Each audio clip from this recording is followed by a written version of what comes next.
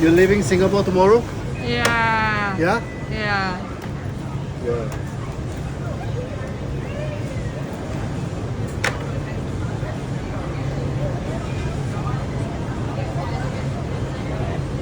One more, please. One more.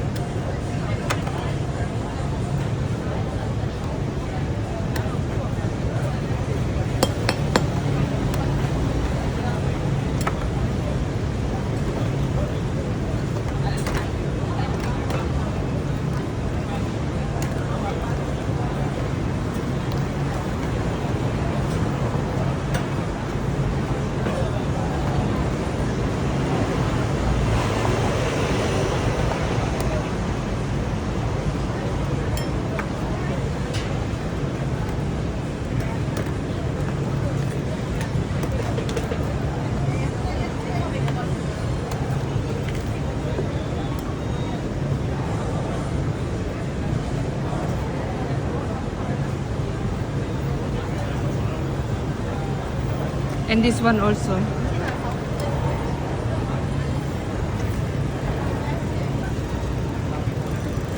Thank you. Okay. You should be happy then. Yeah, I hope so. Okay, the weight is 400 gram. So for 400 gram, we charge $40.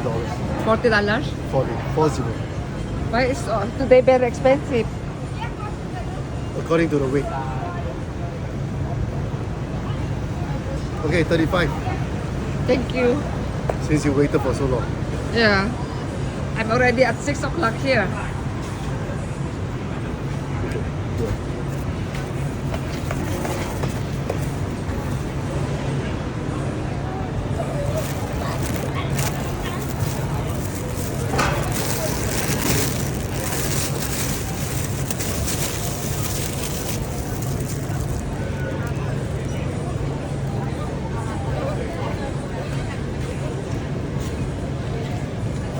There you go. Thank you very much. Enjoy. Thank you.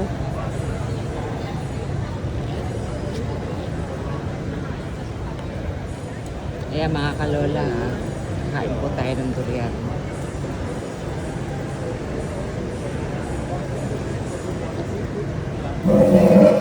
Paano ba natin tayo gagawa nito?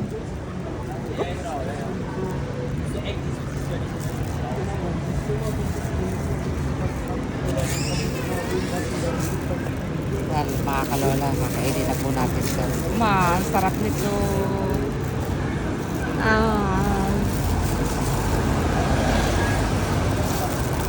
Masarap po nito mga kalola.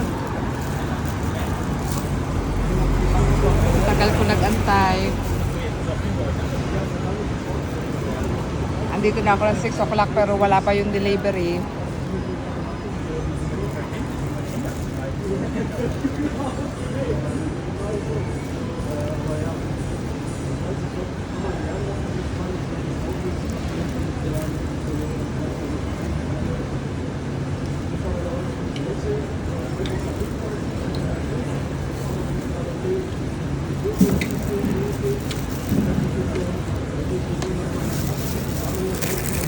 Teka po mga kalola ha.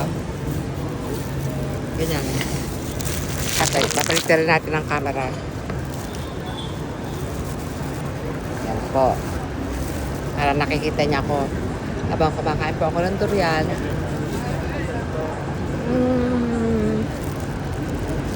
Ang sarap-sarap po.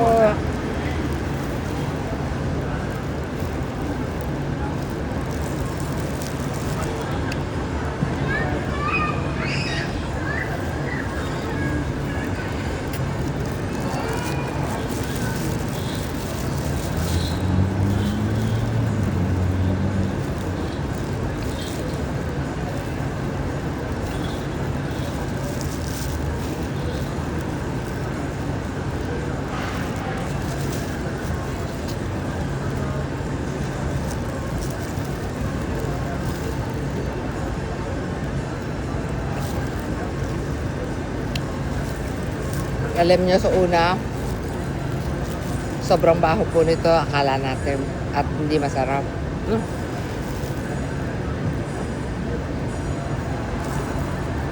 Pero pag pangatlong tikim nyo na, wala na po, addict na po kayo sa durian.